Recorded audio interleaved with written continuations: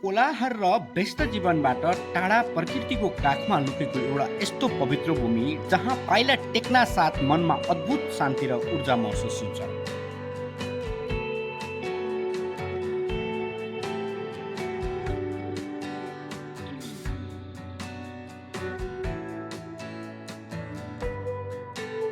सुदूरपश्चिमको प्रवेशद्वार कञ्चनपुर जिल्लाको भीमदत्त नगरपालिका वडा नम्बर 8 मा अवस्थित छ। एक ऐतिहासिक धार्मिक तथा अलौकिक गन्तव्य प्राचीन सिद्धनाथ र श्री बैजनाथ मन्दिर अर्थात् भम्किनी धाम।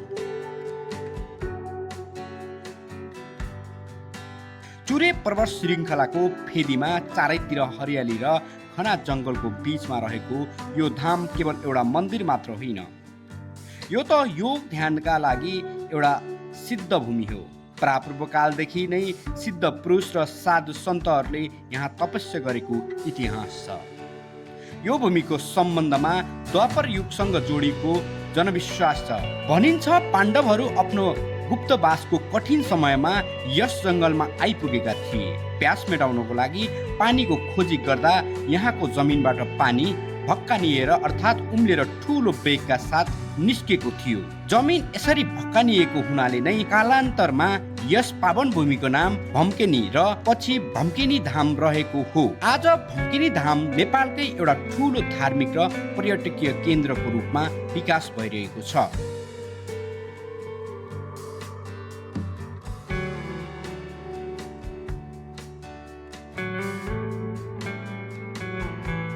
यहाँको सबैभन्दा ठुलो र मुख्य आकर्षक हो निर्माण भइरहेको नेपाल आमाको विशाल मूर्ति।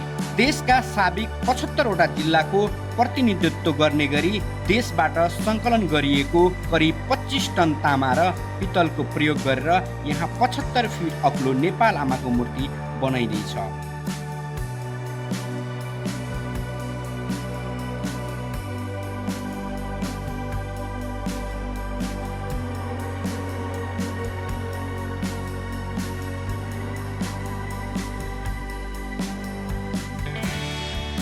यो मूर्तिले हाम्रो राष्ट्रिय एकता र गौरवलाई झल्काउँछ।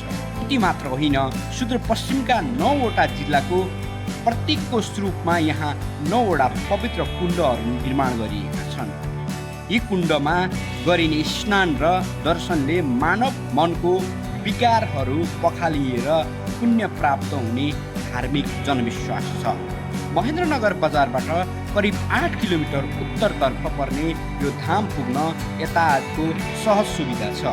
यहाँ दर्शकहरूका लागि व्हील चेयर चल्ने मार्ग, पार्किङ र सफा खाने पानीको राम्रो व्यवस्था गरिएको छ। विशेष गरी शनिबार र चाडपर्वको दिनहरूमा यहाँ भक्तजनहरूको घुइँचो लाग्ने गर्दछ।